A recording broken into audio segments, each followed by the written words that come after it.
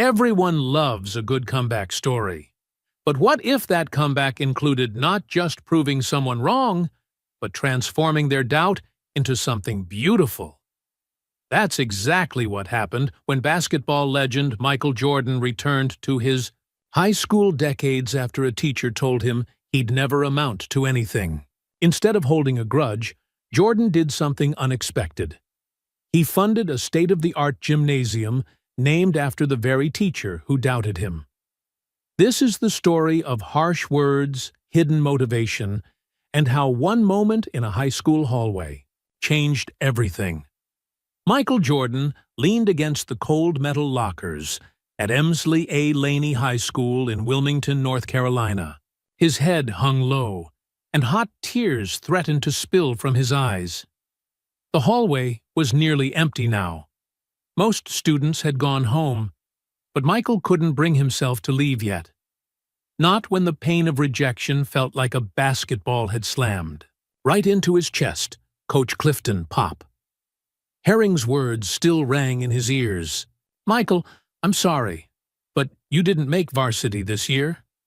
It was 1978, and Michael was only a sophomore.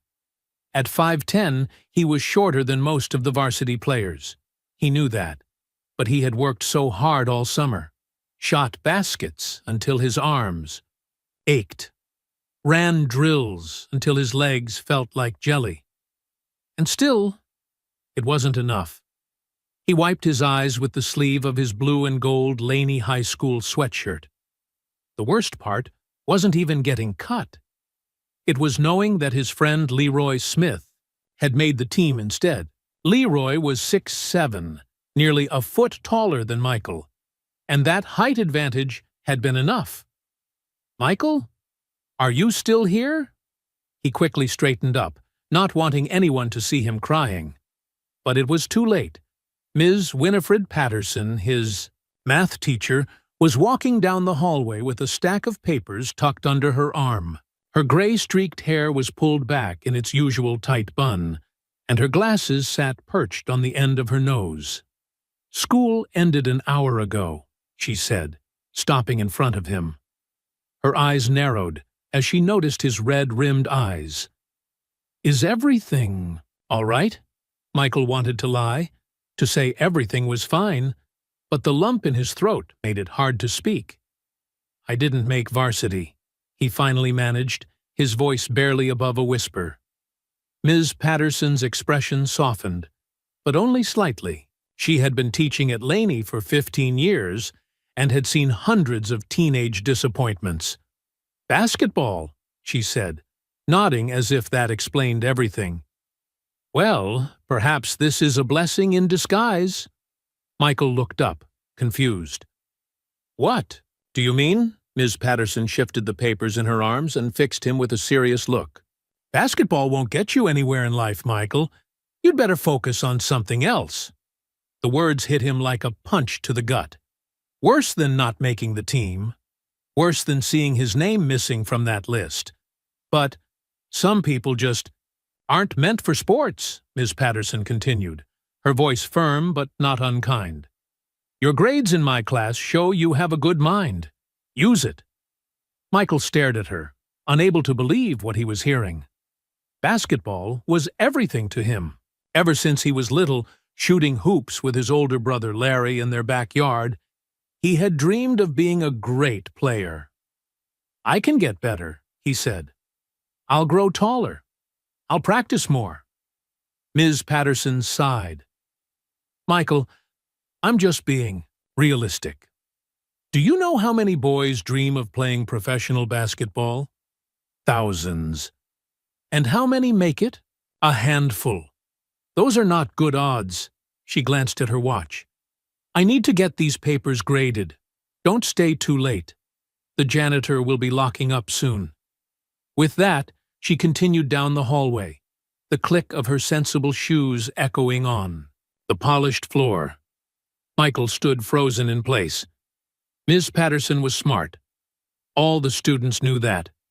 She had gone to college and knew about the world in ways Michael didn't. What if she was right? He eventually pushed himself away from the lockers and walked slowly toward the exit. Outside, the autumn air felt cool on his hot face. The walk home to Gordon Road wasn't long, but today it felt like miles.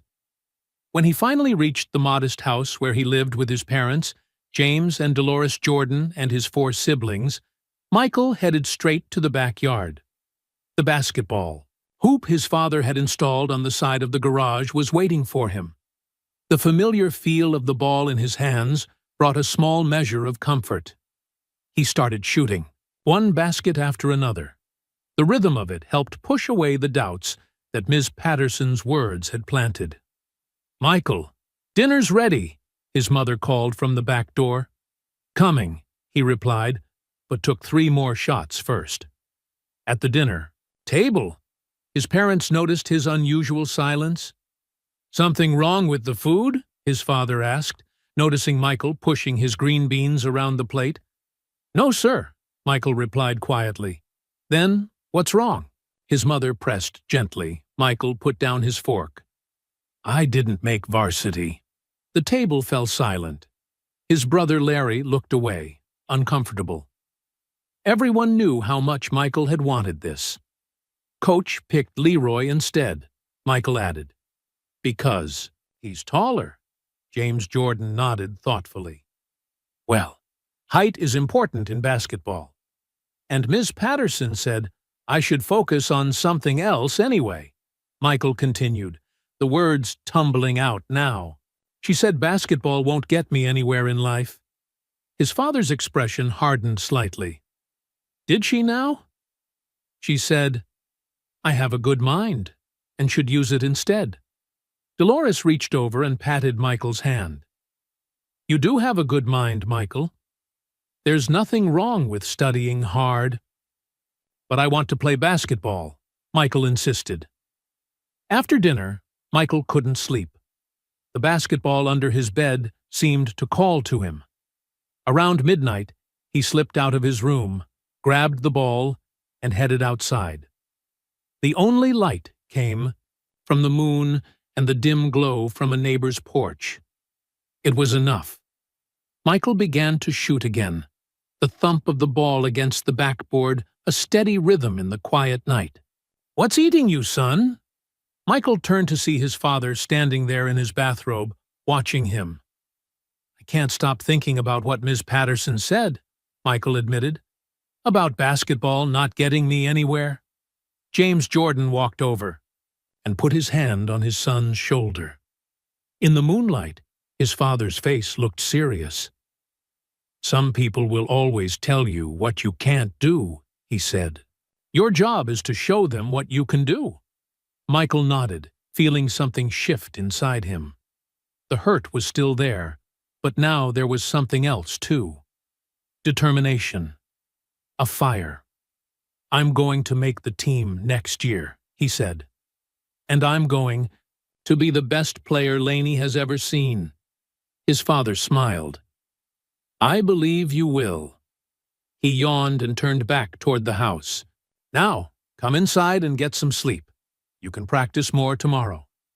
But Michael took one more shot before following his father inside. The ball arced through the night air and swished perfectly through the hoop. Ms. Patterson's words still echoed. In his mind, "Basketball won't get you anywhere in life, Michael." He would prove her wrong. He would prove everyone wrong. Michael just didn't know yet how far that promise would take him, or how those crushing words would fuel one of the greatest sports careers in history. Summer in North Carolina was hot and sticky, but Michael barely noticed. Every morning, he woke up at 6 a.m. to run 2 miles before the worst heat of the day hit.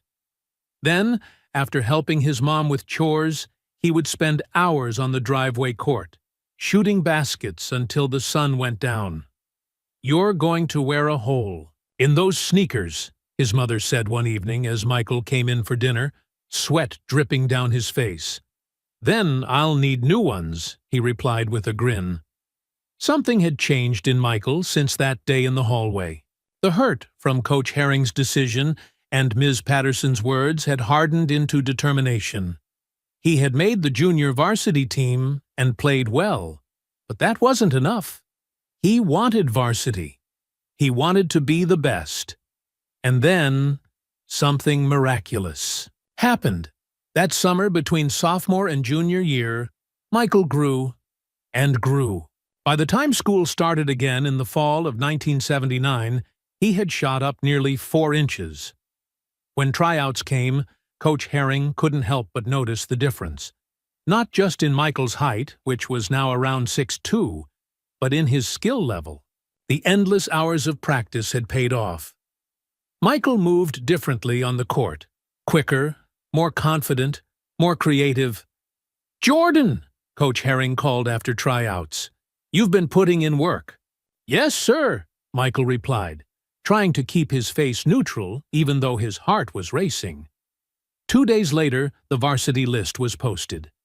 This time, Michael Jordan's name was at the top. Junior year was a revelation. Michael averaged 25 points per game, becoming a star almost overnight. Students who had hardly noticed him before were suddenly asking for his autograph in the hallways.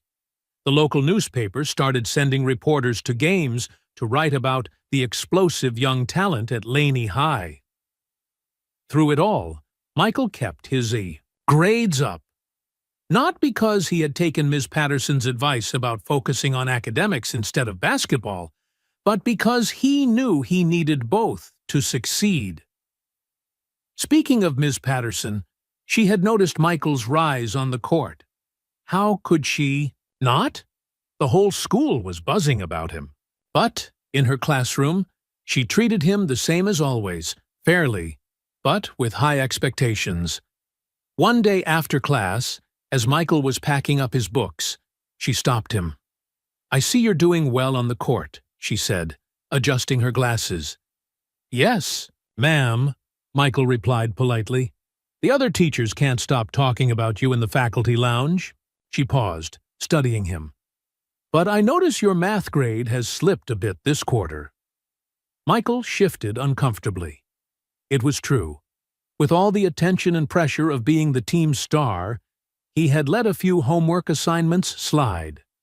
"I'll do better," he promised. Ms. Patterson nodded. "See that you do." Then, after a moment, she added, "Just remember what I said.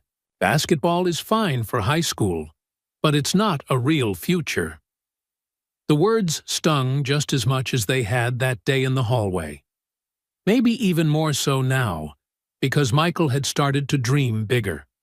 North Carolina universities were sending scouts to his games. People were talking about college scholarships. He looked Ms. Patterson in the eye.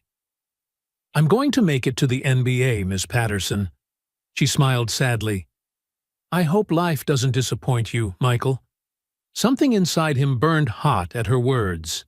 Not anger exactly, but a fierce resolve.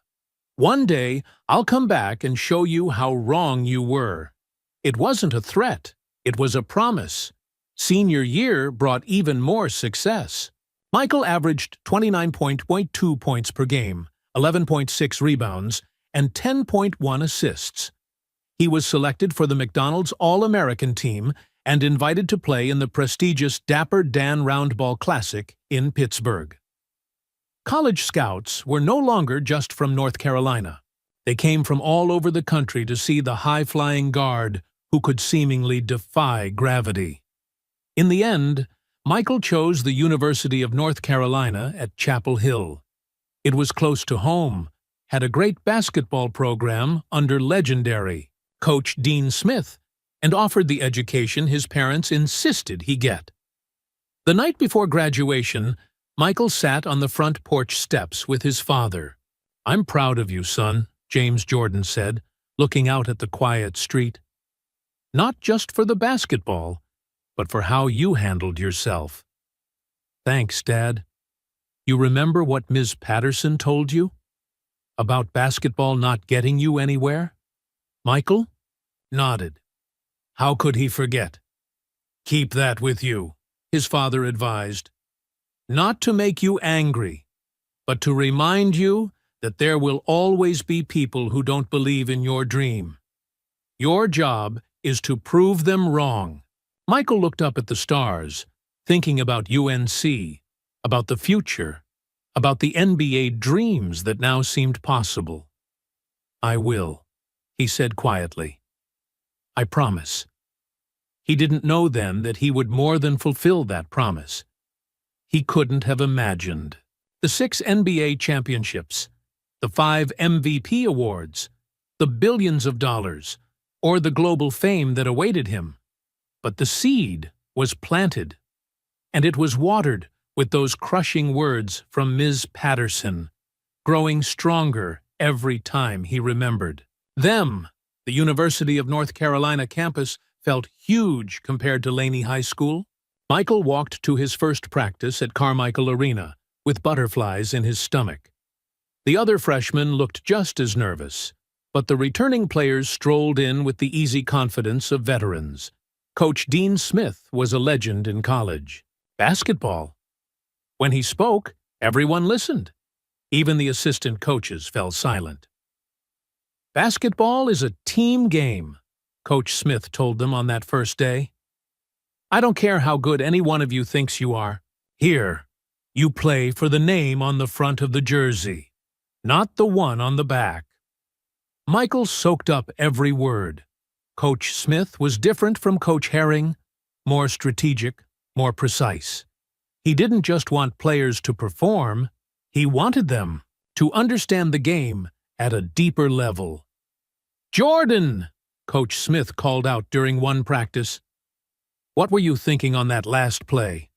Michael explained his reasoning for the move he'd made. Coach Smith nodded. Good instinct. Now, let me show you how to make it better. Those moments were gold to Michael. Each criticism was a chance to improve, not a judgment of his worth. He began to understand that the right kind of challenge could lift you up instead of tearing you down.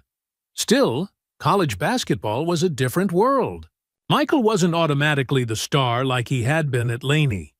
He was a freshman on a team full of talented players, including James Worthy, who would later become an NBA Hall of Famer. Don't try to do too much, Coach Smith advised Michael after he forced some shots in an early season game. Trust your teammates. Your time will come. Michael listened. He worked on his defense, his passing, his understanding of the Tar Heels' system. He earned his starting spot not just with raw talent, but with his willingness to learn and adapt. By the time the NCAA tournament rolled around in his freshman year, Michael had become an integral part of the team. The Tar Heels made it all the way to the championship game against Georgetown, led by their center, Patrick Ewing. With 17 seconds left in the game, UNC was down by 1 point. Coach Smith called a timeout. Jordan, he said in the huddle, if the ball comes to you, take the shot. Michael nodded, trying to look calmer than he felt. When the play unfolded, the Georgetown defense collapsed on James Worthy. The ball came to Michael on the left wing. Just as Coach Smith had predicted, without hesitation, Michael rose up and released a smooth jump shot from about 16 feet away. Ball arced through the air and swished through the net with 15 seconds left on the clock. Georgetown had one more chance, but they couldn't score. The buzzer sounded, and the Tar Heels were national champions. Michael's teammates mobbed him on the court, lifting him onto their shoulders as confetti rained down. In that moment of pure joy, with the crowd roaring and his teammates celebrating, Michael had a sudden thought of Ms. Patterson. He wondered if she had seen the game, if she knew that the boy she had once doubted had just hit the winning shot in the NCAA championship. That night, back in his dorm room, still buzzing from the victory, Michael took out a piece of paper and began to write. Dear Ms. Patterson, today I hit the winning shot in the NCAA championship game. He wrote about the game, about how Coach Smith had trusted him with the final shot, despite him being just a freshman. He wrote about how he still remembered her words in the hallway that day, and how they had pushed him to work harder. But when he finished the letter, he didn't seal it in an envelope. He simply folded it and put it in his desk drawer. He wasn't ready to send it yet. There was still more to prove. Michael stayed at UNC for 2 more years, improving each season. By his junior year, he was averaging 19.6 points per game and was named College Player of the Year by the Sporting News. He was also selected as a first-team All-American. After 3 stellar years at UNC, Michael made the difficult decision to leave college early and enter the 1984 NBA draft. His parents weren't thrilled. They had always emphasized the importance of education, but they supported his choice. "Just promise me you'll finish your degree someday," his mother said. "I will," Michael assured her. And eventually he would keep that promise, returning to UNC years later to complete his bachelor's degree in geography. The 1984 NBA draft changed the course of basketball history, though few realized it at the time. The Houston Rockets selected Hakeem Olajuwon with the first pick. The Portland Trail Blazers chose Sam Bowie second, and with the third pick, the Chicago Bulls selected Michael Jordan from the University of North Carolina. Chicago was a world away from Wilmington. The city was bigger, louder, faster than anything Michael had experienced. The Bulls had been struggling for years, finishing the previous season with just 27 wins and 55 losses. The team needed a savior, but few expected a rookie to fill that role. Michael's first game as a Bull was against the Washington Bullets. He scored 16 points, showed flashes of brilliance, and gave Chicago fans a glimpse of what was to come. As the season progressed, Michael's explosive playing style electrified crowds both at home and on the road. He averaged 28.2 points per game, an astonishing number for a rookie. He could jump higher, move faster, and hang in the air longer than seemed humanly possible. "It's like he has rocket boosters in those shoes," one commentator remarked after Michael soared through the air for a particularly spectacular dunk. Speaking of shoes, during his rookie season, Nike signed Michael to a deal to create a new line of basketball sneakers called Air Jordans. The red and black shoes violated the NBA's uniform rules, and the league fined Michael $5,000 each time he wore them. Nike happily paid the fines, recognizing the incredible marketing opportunity. By the end of his first season, Michael had earned Rookie of the Year honors and was selected for the All-Star Game. The Bulls improved to 38 wins, making the playoffs even though they lost in the first round to the Milwaukee Bucks. Back in Wilmington, Miss Patterson saw Michael on television. She watched with mixed emotions as her former student defied gravity and expectations. She began clipping newspaper articles about him and keeping them in a folder, though she told no one about this collection. One article particularly caught her attention. In it, a reporter asked Michael about his motivation. "I play to win," Michael was quoted as saying, "but I also play to prove something, to myself and to anyone who ever doubted me." Ms. Patterson read those words several times. She wondered if she was one of those doubters he was thinking of. She couldn't know then how deeply her words had embedded themselves in Michael's psyche, or how they would continue to drive him in the years to come. Meanwhile, in Chicago, Michael was just getting started. The championships, the MVP awards, the global fame, all of that was still in the future.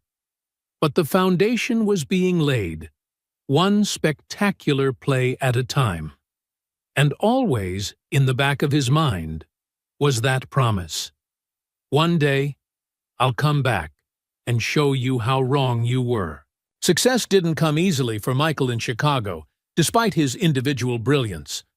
The Bulls improved with him on the team, but they weren't championship contenders yet. Each playoff appearance ended in disappointment. The biggest obstacle was the Detroit Pistons, a tough, physical team led by Isaiah Thomas. The Pistons had a special defensive strategy just for Michael. which sports writers called the Jordan rules. Whenever Michael had the ball, 2 or 3 Pistons players would surround him, bumping, pushing, and wearing him down. If Michael goes to the basket, put him on the floor, was one of their rules. They didn't want to hurt him, but they weren't going to let him fly through the air for easy dunks either. For 3 straight years, from 1988 to 1990, the Pistons eliminated the Bulls from the playoffs. After each defeat, Michael returned to the gym the next day, determined to get stronger and better. "Next year," he told reporters after another playoff loss to Detroit, "we'll be back next year." During those difficult years, Michael developed a reputation for being incredibly competitive. He hated losing more than he loved winning. His teammates sometimes found his intensity overwhelming, but they couldn't argue with his work ethic. Michael was always the first one at practice and the last to leave. "When people ask me if I'd rather be lucky or good," Michael once said, "I tell them I'd rather be prepared." That preparation paid off in his scoring.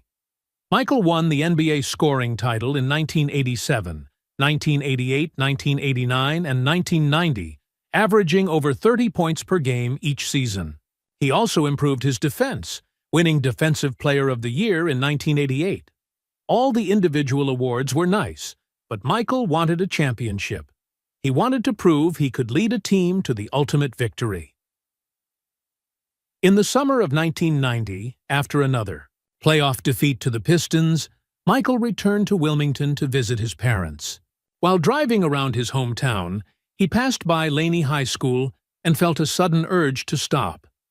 The building looked smaller than he remembered.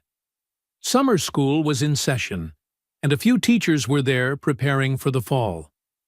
Michael walked the familiar hallways, past his old locker, and found himself near Ms. Patterson's classroom. He paused outside the door, surprised to see her inside, writing math problems on the chalkboard. Her hair was grayer now, but she still had the same straight posture and serious expression. Michael knocked gently on the doorframe. "Ms. Patterson?" She turned, her eyes widening in recognition. "Michael Jordan. Well, this is a surprise." "I was in town visiting family," he said. "Thought I'd stop by." She gestured to a student desk. "Have a seat, though you might find it a bit small now." Michael folded his 6x6 frame into the desk, feeling like a time traveler returned to his past. The Maidan desk was indeed comically small for him now. "I've seen you play," she admitted after a moment. "You're quite good." Coming from Ms. Patterson, this was high praise. Michael felt a small glow of satisfaction. "But?" he asked, hearing the hesitation in her voice.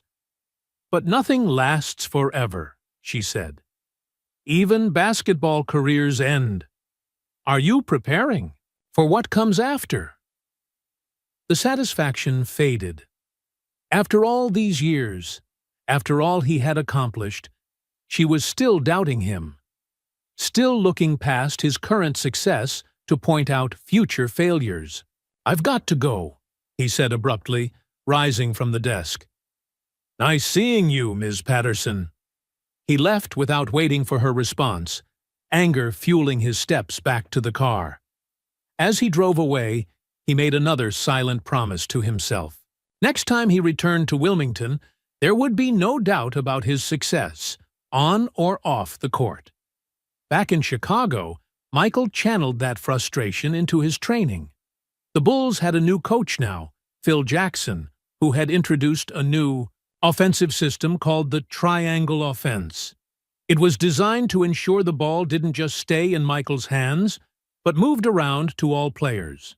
It was a system that required Michael to trust his teammates more. "Your greatness is unquestioned," Coach Jackson told him. "But to win championships, we need everyone to contribute." Michael listened. As incredible as he was, he had learned that one player couldn't beat an entire team like the Pistons alone. He needed help. Thankfully, he had Scottie Pippen, a versatile forward who had developed into an all-star. The Bulls also added key role players like John Paxson and Horace Grant. And with Phil Jackson's strategic mind guiding them, the team began to gel in a way they never had before. The 1990-91 season was magical. The Bulls won 61 games and breezed through the early playoff rounds. Then came the Eastern Conference Finals against their nemesis, the Detroit Pistons. This time was different. The Bulls swept the Pistons in 4 straight games. In the final game, when it became clear the Pistons were going to lose, several of their players walked off the court before the game ended, refusing to shake hands with the Bulls. "They quit," Michael said later. "We didn't just beat them, we broke their spirit." In the NBA Finals, the Bulls faced the Los Angeles Lakers, led by Magic Johnson. It was a matchup of 2 of the game's biggest stars, but Michael's Bulls dominated, winning the series 4-1. When the final buzzer sounded, Michael clutched the game ball and fell to his knees on the court, overcome with emotion. Tears streamed down his face as his teammates celebrated around him. After 7 years in the NBA, after all the doubts and defeats, he was finally a champion. In the locker room, surrounded by champagne and jubilation, Michael held the championship trophy close. The journey wasn't over. There would be more championships to win, more doubters to prove wrong.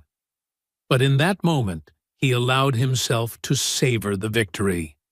And somewhere in a folder in Ms. Patterson's desk in Wilmington, another newspaper clipping was about to be added. This one with a headline that even she couldn't doubt. "Jordan leads Bulls to NBA championship." One championship wasn't enough for Michael Jordan. Now that he had tasted victory, he wanted more. The 1991-92 season brought new challenges. Every team in the NBA was gunning for the Bulls, desperate to take down the champions. But Michael and his teammates were ready. They won 67 regular season games and stormed through the playoffs once again. In the finals, they faced Clyde Drexler and the Portland Trail Blazers. Before the series, some reporters suggested Drexler might be as good as Jordan. This bothered Michael, who took it as a personal challenge. In Game 1, Michael hit 6 three-pointers in the first half alone. After making one of them, he turned to the announcer's table and shrugged, as if to say, "I don't know why I'm so hot tonight." The Bulls won the series in 6 games, and Michael was named Finals MVP for the 2nd straight year. Back in Wilmington, Ms. Patterson added another clipping to her folder. The next season, 1992-93, the Bulls faced the Phoenix Suns in the finals. Led by Charles Barkley, who had won the regular season MVP award over Michael, the Suns were a dangerous team. But once again, Michael elevated his game when it mattered most. In a crucial Game 4, with the Bulls leading the series 2-1, Michael scored 55 points in a Bulls victory. The team went on to win the series in 6 games, completing their first three-peat. 3 championships in a row. Michael had proven himself not just as a scoring marvel, but as a winner. His competitive drive had transformed the Bulls from an average team into a dynasty. Off the court, Michael's fame grew to heights no basketball player had ever reached. His Air Jordan shoes had become a global phenomenon. He signed endorsement deals with major companies like Gatorade, McDonald's, and Hanes. His face appeared on billboards and television screens around the world. In the summer of 1992, Michael led the Dream Team, the United States Olympic basketball team, to a gold medal in Barcelona, Spain. Playing alongside legends like Magic Johnson, Larry Bird, and Charles Barkley, Michael still stood out as the best player on the court. But as his star rose higher, Michael faced new kinds of pressure. Rumors about his gambling habits appeared in newspapers. Reporters followed him everywhere, intruding on his private life. The constant spotlight began to wear on him. Then, in July 1993, tragedy struck. Michael's father, James Jordan, was murdered while napping in his car at a rest stop in North Carolina. 2 teenagers were later convicted of the crime. Michael was devastated. He had been extremely close to his father, who had supported his basketball dreams from the beginning. James had been at nearly every important game of Michael's career, cheering from the stands. "He was my rock," Michael said in a rare emotional interview. "I talked to him about everything." 3 months after his father's death, Michael shocked the world by announcing his retirement from basketball. "I have nothing more to prove in basketball," he said at a packed press conference in October 1993. "My father always said it was important to use your skills in different areas to challenge yourself in new ways." What Michael revealed next stunned everyone even more. He was going to play professional baseball, fulfilling a dream his father had for him. He signed a minor league contract with the Chicago White Sox organization, owned by Jerry Reinsdorf, who also owned the Bulls. "My dad always wanted me to play baseball," Michael explained. "This is for him." Michael spent the 1994 season with the Birmingham Barons, a Double-A minor league team. He batted .202 with 3 home runs and 51 RBIs in 127 games. Not terrible for someone who hadn't played baseball since high school, but far from the dominance he had shown in basketball. Meanwhile, the NBA continued without its biggest star. The Houston Rockets won the championship in 1994, led by Hakeem Olajuwon, the player chosen ahead of Michael in the 1984 draft. As the 1994-95 NBA season progressed, rumors began to swirl about Michael's return to basketball. The Bulls were struggling without him, and fans desperately wanted their hero back. Then, on March 18, 1995, Michael released a simple statement that sent shockwaves through the sports world. "I'm back." The news traveled quickly to Wilmington. Ms. Patterson heard it on her car radio while driving home from school. She smiled slightly, remembering the determined teenager who had once sat in her classroom, insisting he would make it to the NBA. Michael's return to the Bulls created a frenzy. His first game back was the most-watched regular season NBA game in years. Though he showed some rust, wearing number 45 instead of his familiar 23, it was clear his competitive fire still burned bright. However, the Bulls lost in the playoffs that year to the Orlando Magic. Michael had returned, but he wasn't quite the same dominant force yet. He needed to get back into basketball shape, to regain the edge that had made him the best player in the world. That summer, Michael trained harder than ever. He also filmed the movie Space Jam, which required him to build a special basketball court where he could practice between filming scenes. When the 1995-96 season began, a new Michael Jordan emerged. He was stronger, more focused, and seemingly more determined than ever before. He had reclaimed his number 23 jersey, and with it, his identity as the game's greatest player. The Bulls that season were unstoppable. With Michael leading the way, they won an astonishing 72 games and lost only 10, setting a record for the best regular season record in NBA history at that time. Michael won his 4th regular season MVP award and led the league in scoring once again. In the playoffs, the Bulls steamrolled the competition. They reached the finals, where they faced the Seattle Supersonics, led by defensive star Gary Payton and high-flying forward Shawn Kemp. Though the Sonics put up a fight, winning 2 games in the series, the Bulls prevailed in 6 games. When the final buzzer sounded, Michael collapsed on the court, clutching the game ball and sobbing. It was Father's Day, and his thoughts were with his dad, who hadn't lived to see his return to glory. "This one was for him," Michael said afterward, his voice breaking with emotion. The next 2 seasons brought 2 more championships. In 1997, the Bulls defeated the Utah Jazz in the finals, with Michael hitting the famous flu game, playing brilliantly despite being so sick he could barely stand. In 1998, the Bulls faced the Jazz again. In the decisive Game 6, with the Bulls trailing by 1 point in the final seconds, Michael stole the ball from Karl Malone, dribbled down court, and hit the game-winning shot with 5.2 seconds remaining. It was the perfect ending to the Bulls' second three-peat. After that sixth championship, Michael retired for a second time. The Bulls' dynasty broke up, with Phil Jackson leaving to coach elsewhere and Scottie Pippen being traded. An era of basketball dominance had ended. Throughout these golden years, Michael never forgot Ms. Patterson's words. They continued to drive him, to push him, when others might have been satisfied with their accomplishments. Sometimes, when reporters asked what fueled his legendary competitive spirit, he thought of her but kept the story to himself. He had proven her wrong many times over, not just with his basketball success, but with his business acumen too. His Jordan brand, a division of Nike, had made him wealthy beyond imagination.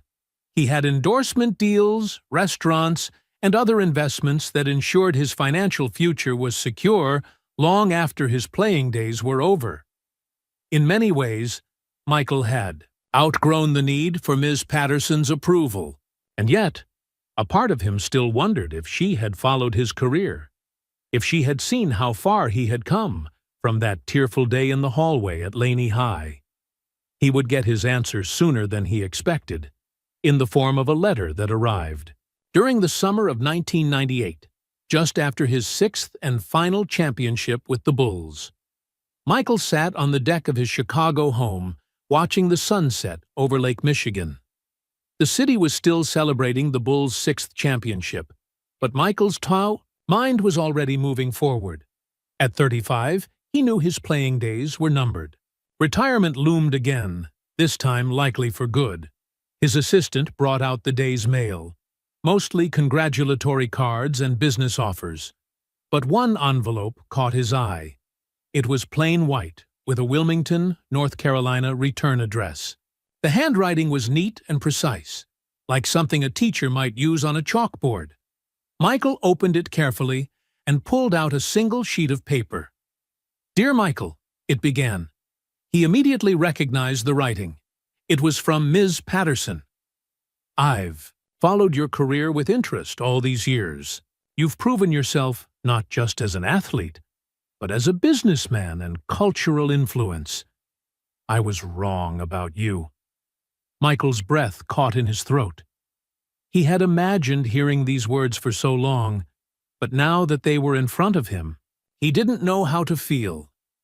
"While I still believe education is important," the letter continued, "I failed to see that determination and hard work in any field can lead to success. I hope you can forgive an old teacher who meant well but lacked vision. Congratulations on all you've achieved. Sincerely, Winifred Patterson." Michael read the letter several times. It was the acknowledgement he had once craved, the vindication of all his hard work and success. Miss Patterson had finally admitted she was wrong. So why didn't it feel more satisfying? He folded the letter and put it back in the envelope. The truth was, he had moved beyond needing Ms. Patterson's approval. Her doubts had fueled him for years, pushing him to prove something not just to her, but to himself. Without realizing it, she had given him a gift, a chip on his shoulder that drove him to greatness. Michael never replied to the letter. What would he say? "Thank you for underestimating me? Thank you for the motivation your doubt provided?" It seemed petty somehow, and Michael had outgrown petty. Instead, he put the letter in a drawer in his home office, alongside other mementos from his journey, his first NBA contract, photos of championship celebrations, the box score from his 69-point game against Cleveland.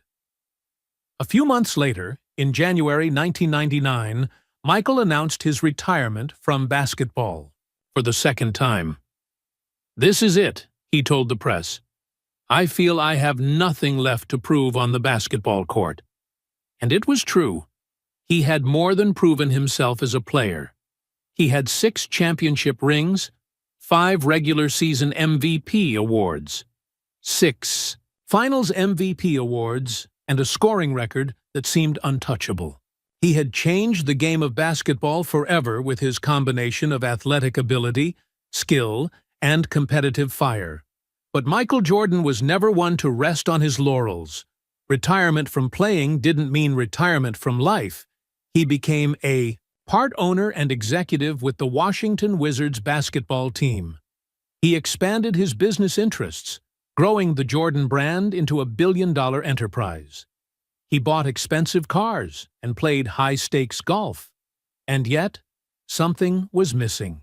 The competition, the challenge, the daily proving of oneself that had defined his life for so long, he missed it all terribly. In 2001, rumors began to swirl that Michael might return to basketball again, this time as a player for the Wizards. Most people dismissed the idea. He was 38 years old now, ancient by NBA standards. He had been away from the game for 3 years. The magic would surely be gone, but Michael couldn't resist the pull of competition. In September 2001, he confirmed the rumors. He was coming back again. This time, things were different. Michael was still good. He averaged over 20 points per game for the Wizards, but he was no longer the dominant force he had been with the Bulls. His team didn't make the playoffs, and flashes of the old Michael came less frequently. After 2 seasons with the Wizards, Michael retired for the third and final time in 2003. His playing career was truly over, but his impact on the game continued.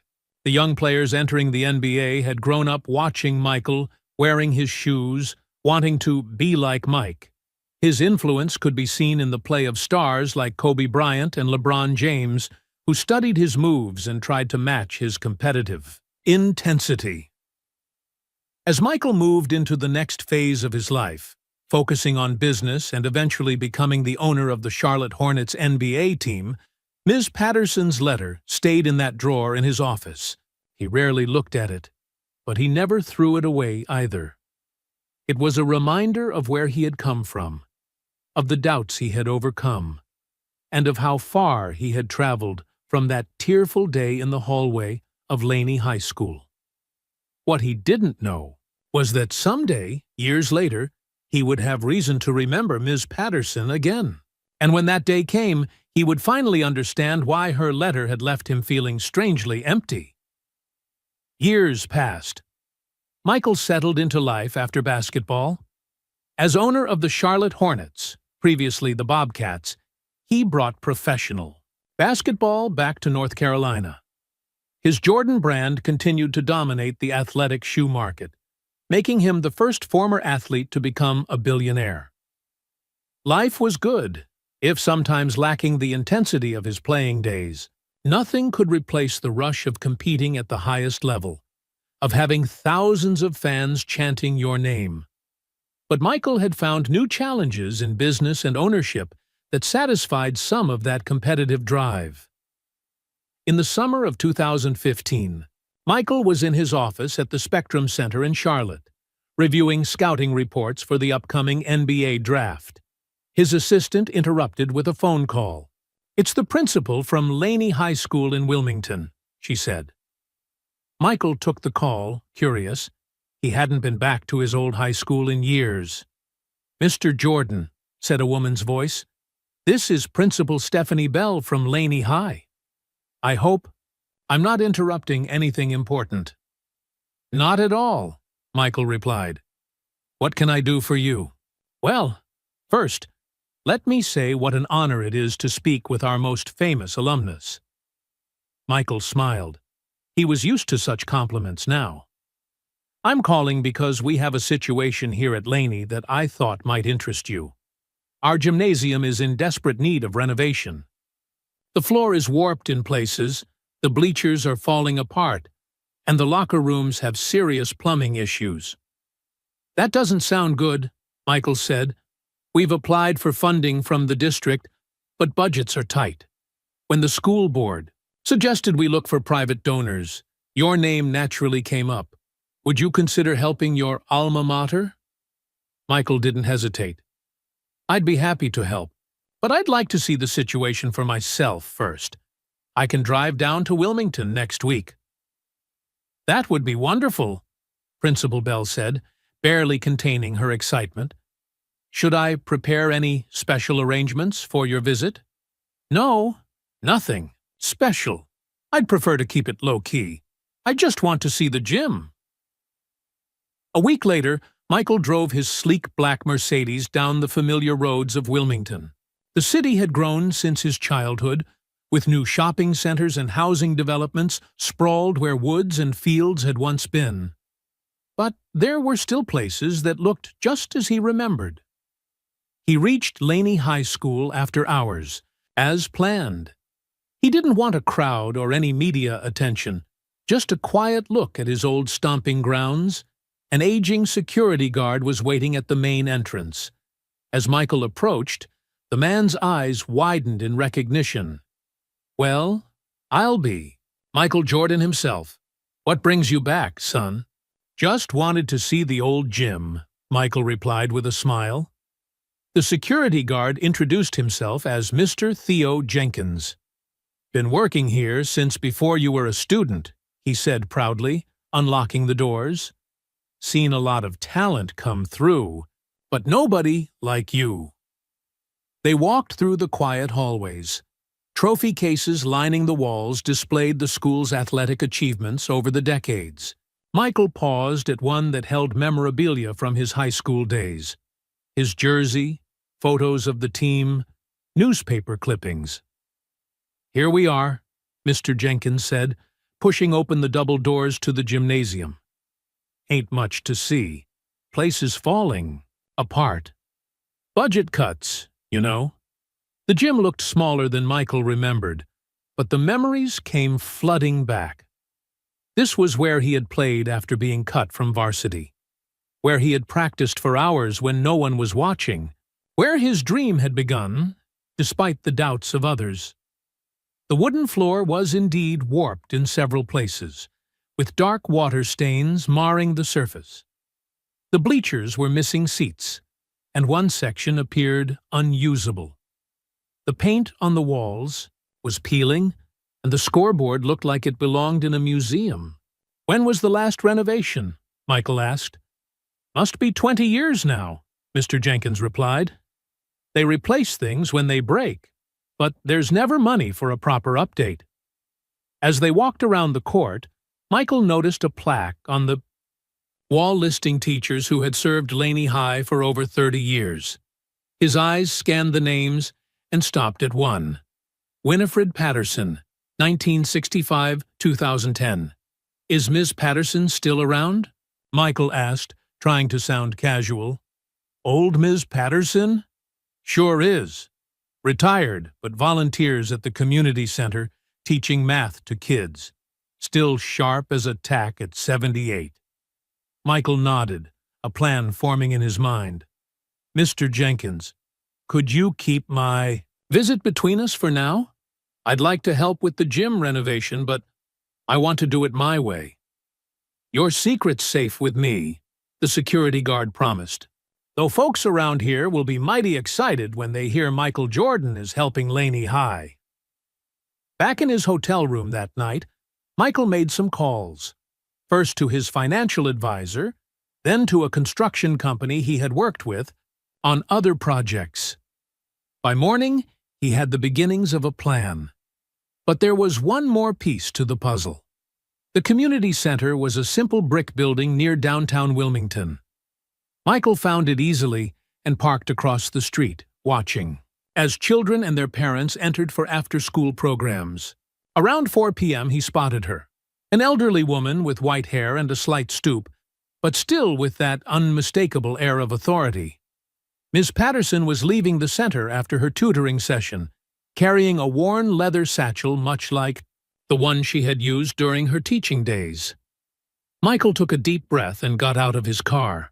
He followed her to a small cafe a block away, where she sat at a corner table with a cup of tea and a book.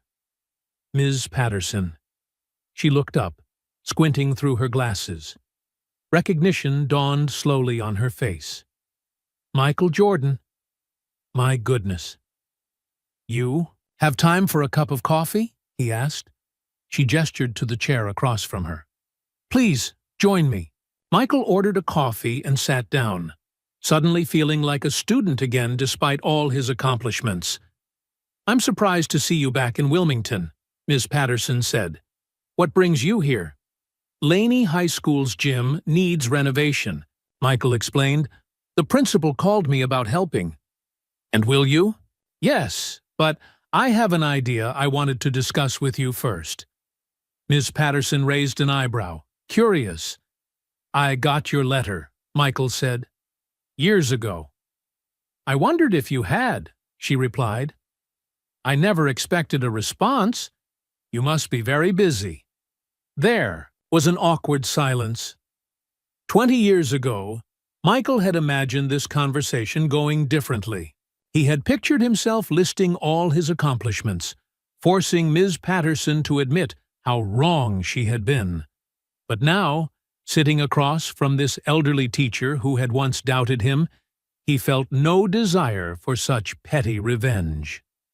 I'm thinking of naming the renovated gym after you, he said finally. Ms. Patterson nearly choked on her tea. After me? But why? I discouraged you. Michael smiled. That's a conversation for another day. I just wanted to see if you'd be opposed to the idea. I'm flattered but confused, she admitted. Surely it should bear your name, not mine. My name is already on enough buildings, Michael said.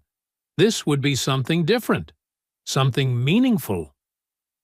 As they parted ways outside the cafe, Miss Patterson still looked bewildered by his proposal. I look forward to hearing more about this, she said. Michael nodded. You will. Soon. Driving back to Charlotte that evening, Michael felt a sense of purpose he hadn't experienced in years.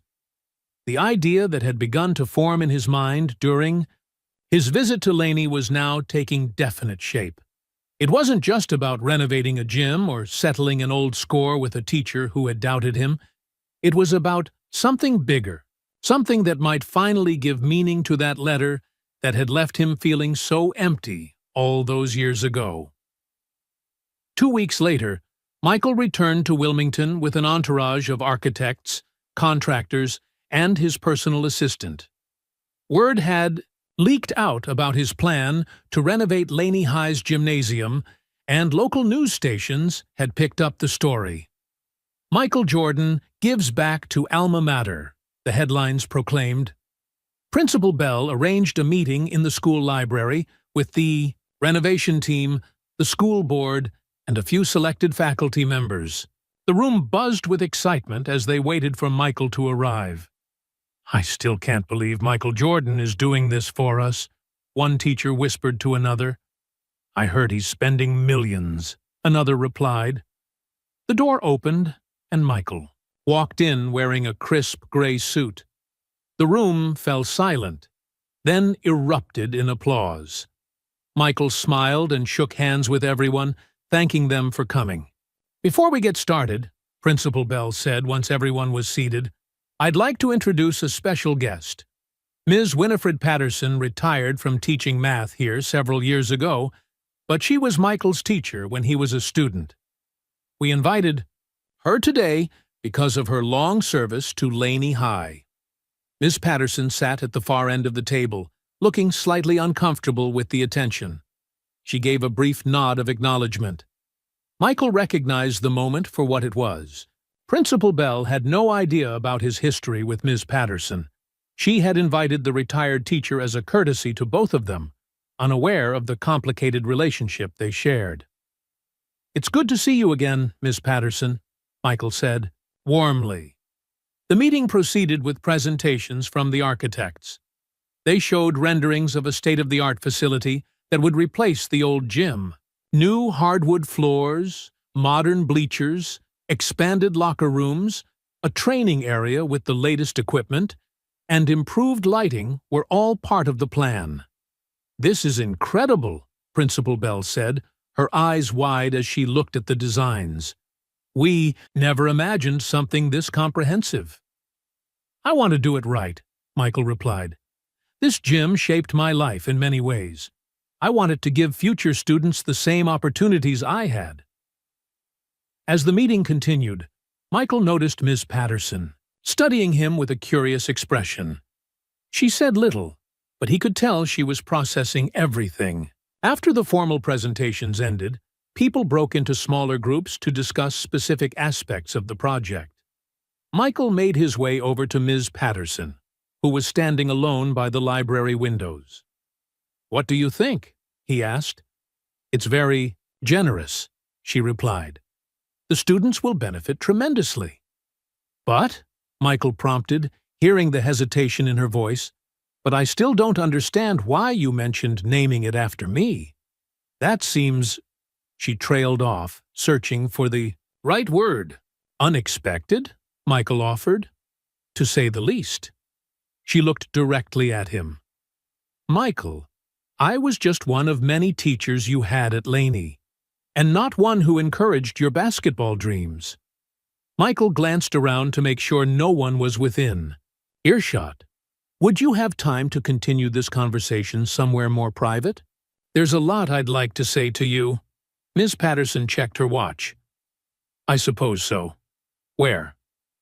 "There's a small cafe near the community center. I noticed you go there sometimes. Could you meet me there in an hour?" She nodded, curious but cautious. An hour later, they sat across from each other in the same cafe where they had met briefly before. It was quiet at this time of day, with only a few other customers scattered at distant tables. "You've kept us all in suspense, Michael," Ms. Patterson said after they ordered. "What exactly are you planning with this gymnasium?" Michael took a deep breath. This was the conversation he had been preparing for. "I want to create the Winifred Patterson Athletic Center," he said. "A facility that will support not just basketball, but education too.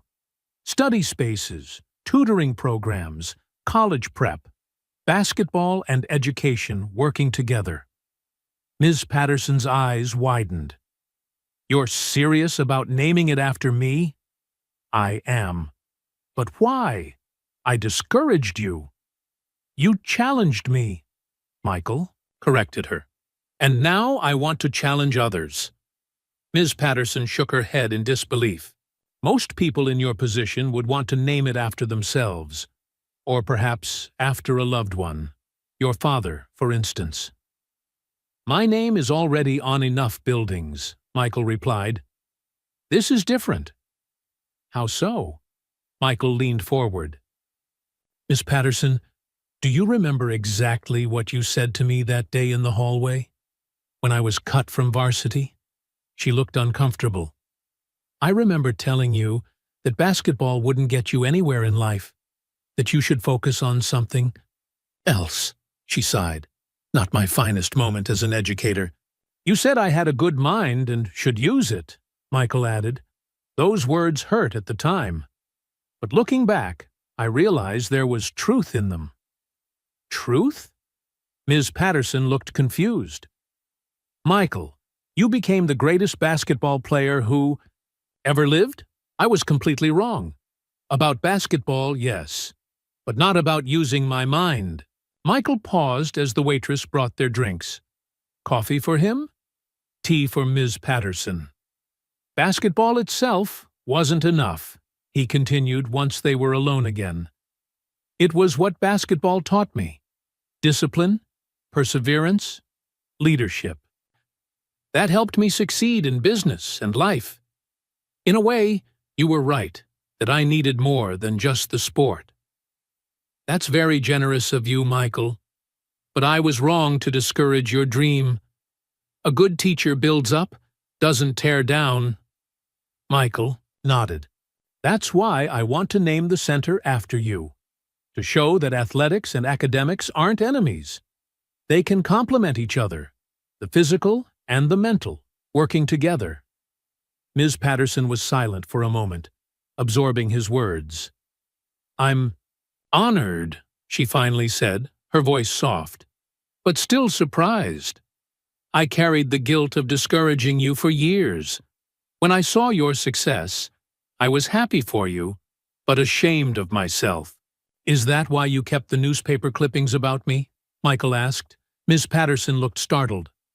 How did you know about that? The school secretary told me years ago.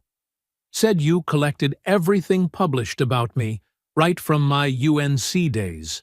She sighed. Because I hoped I was wrong, Michael. Good teachers want their students to succeed, even when they've given advice that turns out to be misguided. I started that collection after you made that game-winning shot in the NCAA championship. I thought, maybe this boy will prove me wrong. And you did. Michael smiled, understanding filling the space between them. For the first time, he saw Ms. Patterson not as the stern teacher who had doubted him, but as a human being who had made a mistake and recognized it. So, will you accept? He asked. Will you let me name the center after you? Ms. Patterson looked at him with tears forming in her eyes. Yes, she said simply. I would be honored. They talked for another hour, about Michael's career, about her years of teaching, about how Laney High had changed and how it had stayed the same. It was the conversation they should have had years ago, not one of accusation or apology, but of understanding and respect. As they finally prepared to leave, Ms. Patterson asked, When do you plan to announce this? We'll hold a dedication ceremony once the renovation is complete, Michael said. I hope you'll be there. I wouldn't miss it for the world, she replied. And Michael? Thank you. Not just for the building, but for finding it in your heart to turn our story into something positive. Michael nodded. Some things take time to understand. I think we both needed those years to get here. As he watched Ms. Patterson walk away, Michael felt a sense of closure he hadn't expected. The emptiness he had felt upon receiving her letter years ago was finally filled, not with vindication or triumph, but with something much more valuable: wisdom. The renovation was completed in record time. No expense was spared as Michael's team transformed the aging gymnasium into a state-of-the-art facility that would serve generations of students. The worn wooden floor was replaced with gleaming hardwood bearing the Laney Buccaneers logo. Modern bleachers lined both sides of the court, with seating for over 1,000 spectators. The locker rooms now rivaled those of professional teams, with spacious showers and individual lockers for each player. But what truly set the facility apart were the academic spaces Michael had insisted on including. A large study center adjacent to the gym contained computers, reference materials, and quiet areas for tutoring. The walls featured quotes not just from famous athletes, but from scientists, writers, and thinkers. A constant reminder that physical and mental development went hand in hand. On dedication day, the parking lot overflowed with cars. Students, teachers, alumni, local officials, and media all gathered to witness the unveiling of the Winifred Patterson Athletic Center. Temporary seating had been set up on the new court, with a podium at center court for the speakers. Ms. Patterson sat in the front row, looking uncomfortable with the attention. She wore a simple blue dress with a pearl necklace, dressier than her usual attire, but still modest. Beside her sat some of her former colleagues, all curious about why Michael Jordan had chosen to name this magnificent facility after a math teacher. At precisely 2 p.m., Principal Bell stepped to the podium to welcome everyone. After thanking the construction team and school board, she introduced the man everyone had come to see. Michael approached the podium, handsome in a tailored suit, and the crowd erupted in applause. He waited for the noise to die down before speaking. "Thank you all for coming today," he began. "This is a special moment for Laney High School, for Wilmington, and for me personally." He spoke briefly about his time at Laney, about the lessons he had learned both on and off the court, and about his hope that this new facility would help future generations of students achieve their dreams. Some of you might be wondering why. "I named this facility after Ms. Patterson rather than myself," Michael said, addressing the question on everyone's mind. The crowd was silent, listening intently. "When I was a student here, Ms. Patterson told me basketball wouldn't get me anywhere in life." A murmur went through the crowd. "She told me to focus on something else, to use my mind instead of my athletic abilities." Ms. Patterson looked down. At her hands, embarrassed? Some people in the audience exchanged surprised glances. For years, I used those words as fuel to prove her wrong. But today, I want to thank her. Ms. Patterson looked up, surprised. "Thank you, Ms. Patterson, for giving me the chip on my shoulder that drove me to work harder than anyone else. Sometimes the people who believe in us teach us how to dream. But sometimes the people who challenge us teach us how to fight for those dreams." The crowd applauded as Michael gestured for Miss Patterson to join him. She walked slowly to the podium, visibly moved. "There's something else you should all know," Michael continued once the applause died down. "Something I've never told anyone." Jim grew quiet again. Even the reporters leaned forward, sensing a story. "The day after Ms. Patterson told me basketball wouldn't get me anywhere, I went to the library and checked out a book on basketball strategy. I wanted to understand the game better, to be smarter about how I played. That was the beginning of my real development as a player, using my mind as well as my body." He turned to Ms. Patterson. "So, in a way, you were right. I did need to use my mind. I just found a way to use it for basketball." Ms. Patterson wiped away a tear. "I never knew," she said softly into the microphone. "Sometimes when we think people aren't listening to us, they hear more than we realize," Michael replied. "And sometimes the words that hurt us the most are the ones that help us grow the strongest." The crowd rose in a standing ovation. Cameras flashed as Michael and Ms. Patterson stood side by side. The superstar athlete and the elderly math teacher, their unlikely connection now clear to everyone. After the ceremony, Michael hosted a private reception for school officials, key donors, and special guests. Ms. Patterson sat at a table with some of her former colleagues, still looking somewhat dazed by the day's events. "I can't believe he named it after you because you discouraged him," one teacher whispered. "Most people would have been bitter."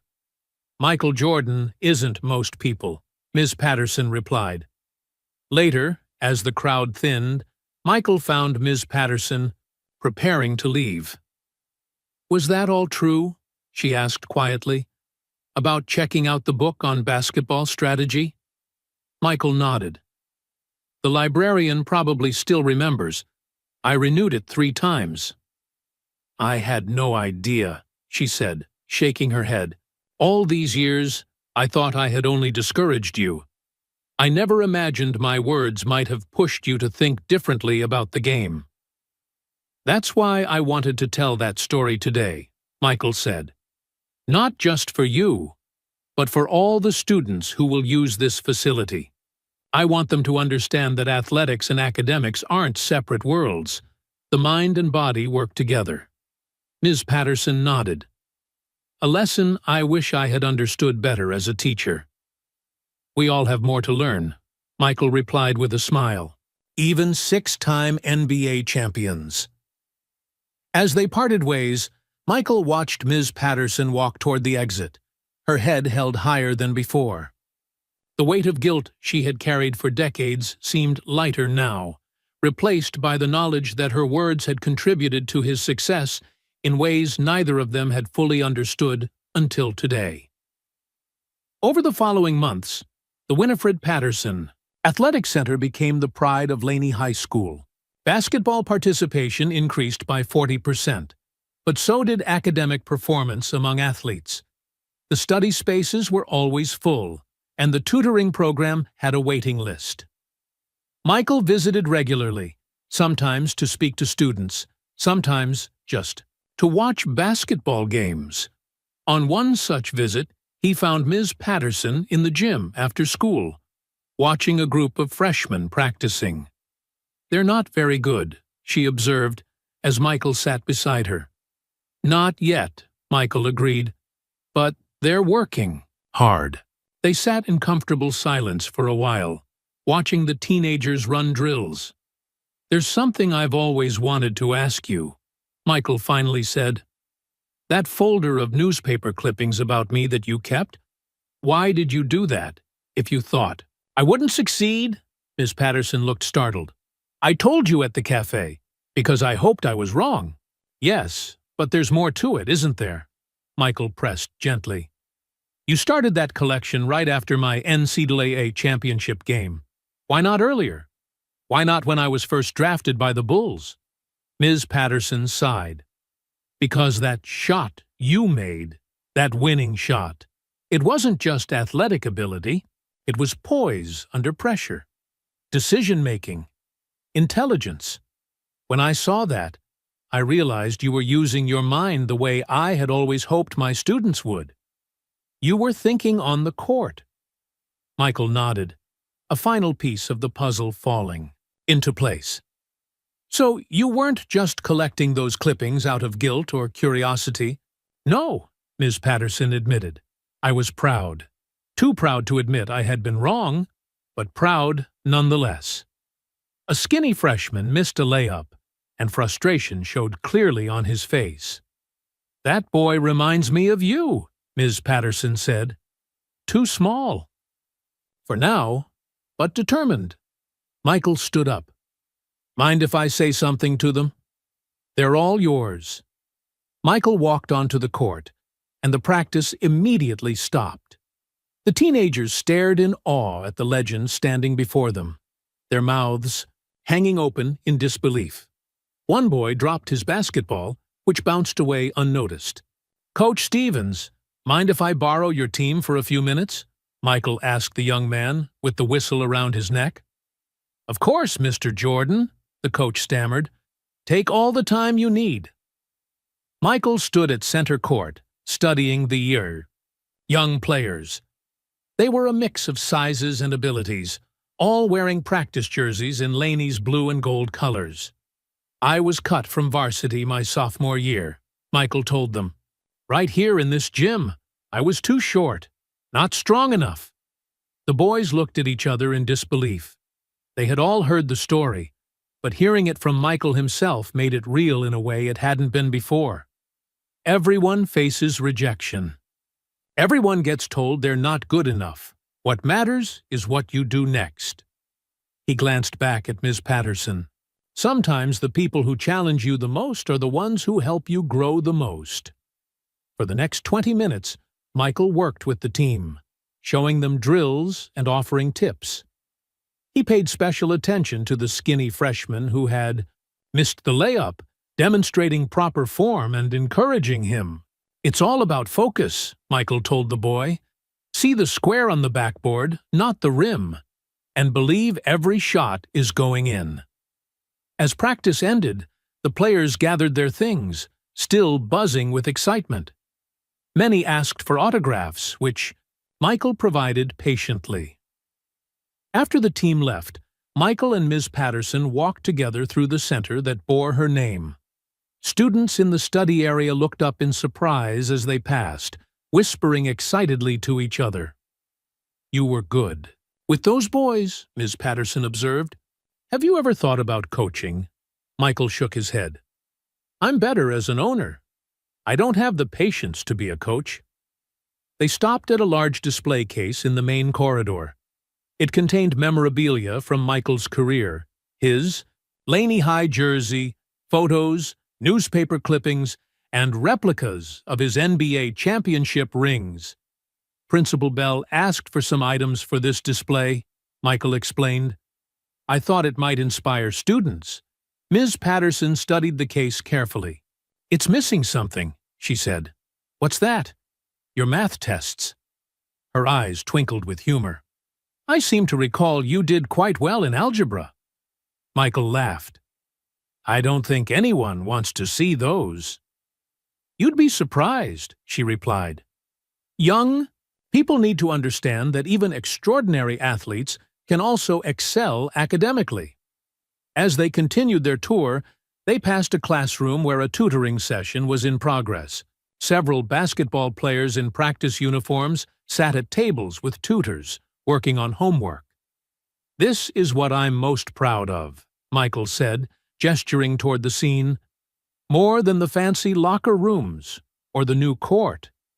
This is what will really change lives. I never expected this, Miss Patterson admitted. When you first mentioned naming the center after me, I thought it was some kind of elaborate revenge, making me forever associated with the sport I once discouraged. That would have been petty, Michael replied, and not very satisfying in the long run. They found themselves back in the gym, now empty except for a janitor sweeping the gleaming floor. Do you ever miss playing? Miss Patterson asked. Every day, Michael admitted. Nothing compares to the feeling of being on the court, in the moment, with thousands of fans watching. But time moves on. Now I get my competitive fix through business and golf. And your charitable work, Miss Patterson added. This center is quite a legacy. Michael nodded. One of many, I hope. Over the next few years, the Winifred Patterson Athletic Center became known throughout North Carolina as a model facility. School districts from across the state sent representatives to tour it and learn how they might replicate its success. The Laney High basketball teams, both boys and girls, improved dramatically with the new facilities and increased participation. The boys' team won the state championship 2 years after the center opened, their first title since Michael's playing days, but the academic success was even more impressive. Graduation rates among student athletes reached 100%. College acceptance rates soared. Students who came to the Center for Basketball often found themselves equally engaged in the academic programs. Michael continued to visit regularly. Sometimes he brought former teammates or other celebrities to speak to the students. Sometimes he came alone, sitting quietly in the bleachers to watch practice or games. Ms. Patterson became a fixture at the center despite her advancing age. She volunteered as a tutor 3 days a week, helping students with math and other subjects. Many didn't know the facility was named after her until they saw her name on the building and made the connection. On the 5th anniversary of the center's opening, Michael organized a special celebration. Former Laney High players from different eras returned for an alumni game. College scouts came to watch current players. The local news covered the event extensively. During halftime of the exhibition game, Michael and Ms. Patterson sat together, in a quiet office, away from the crowds. 5 years, Michael said. Hard to believe it's been that long. Indeed, Ms. Patterson agreed. I'm 83 now. I never expected to have such an active life at this age. You're still sharp as ever, Michael told her. The students love you. And they worship you, she replied, though I try to remind them that even Michael Jordan had to study for tests. They shared a laugh, comfortable in each other's company, in a way that would have seemed impossible decades. Earlier, Michael, Miss Patterson said, her voice growing serious. There's something I've been meaning to ask you. Something that's puzzled me for years. What's that? You could have done all this, built this wonderful facility, created these programs, without involving me at all. You could have kept my discouraging words as a private motivation, and never mentioned them publicly. Why didn't you? Michael was quiet for a moment, considering his answer. 2 reasons, he finally said. First, I wanted students to understand that criticism, even painful criticism, can sometimes be a gift if you use it the right way. That's an important lesson. And the second reason? Ms. Patterson prompted. I needed to forgive, Michael said simply. Not just you, for doubting me, but myself, for needing that doubt to fuel me for so long. Anger and resentment are powerful motivators, but they're also heavy burdens to carry. At some point, you have to let them go. Ms. Patterson nodded, tears forming in her eyes. Wisdom comes with age, they say, but some people never achieve it, no matter how long they live. I had good teachers, Michael replied with a smile. The sound of the buzzer indicated halftime was ending. They returned to their seats to watch the second half of the game. Though, current Laney varsity team was playing well against the alumni, showing skill and teamwork that impressed the crowd. As Michael watched, he thought about his journey, from the tearful sophomore cut from varsity to 6-time NBA champion to business, mogul to philanthropist. It had been an extraordinary path, filled with more success than he could have imagined that day in the hallway, when Ms. Patterson had told him basketball wouldn't get him anywhere in life. And yet, in a strange way, she had been right. Basketball alone hadn't been enough. It was the combination of athletic talent, mental toughness, strategic thinking, and relentless work ethic that had made him not just a great player, but a cultural icon and successful businessman. After the game ended, Michael took the microphone to address the crowd. Thank you all for coming today to celebrate 5 years of the Winifred Patterson Athletic Center, he began. When we opened this facility, I talked about the importance of both athletic and academic excellence. Today, I'm proud to announce a new scholarship program that will help Laney graduates attend college and pursue their dreams, whatever those dreams may be. The crowd applauded enthusiastically. Ms. Patterson taught me an important lesson many years ago, Michael continued. She told me to use my mind. Although at the time I thought she was discouraging my basketball dreams, she was actually giving me advice that would help me succeed, not just in sports, but in life. He gestured toward Ms. Patterson, who sat in the front row. The true legacy of this center isn't the championships won, or even the college acceptances earned. It's the lesson that we are all more than any one talent or ability. We are all capable of both physical and intellectual achievement. We all have multiple paths to success. As he spoke, Michael noticed a skinny boy sitting near Ms. Patterson, the freshman who had reminded him of himself 5 years earlier. The boy was no longer quite so skinny, having grown several inches and added muscle. He listened intently to Michael's words, nodding occasionally. That boy, Michael said to Ms. Patterson later, as they watched people filing out of the gym. The one who reminded me of myself. How's he doing? Marcus, Ms. Patterson smiled. He's our top scorer now, and he maintains a 3.8 GPA. He wants to study engineering in college, but he hopes to play basketball too. The perfect embodiment of what this place stands for, Michael observed. As they walked together toward the exit, Ms. Patterson stopped at the large display case again. Among the items was a framed letter, the one she had sent Michael after his 6th championship, acknowledging she had been wrong about him. You kept it all these years, she said softly. It was important to me, Michael replied. Not because it admitted you were wrong, but because it showed you were big enough to say so. That's rare. Outside, the warm North Carolina evening welcomed them. The parking lot was still full of cars, people lingering to chat after the event. Need a ride home? Michael offered. No, thank you. My grandson is picking me up.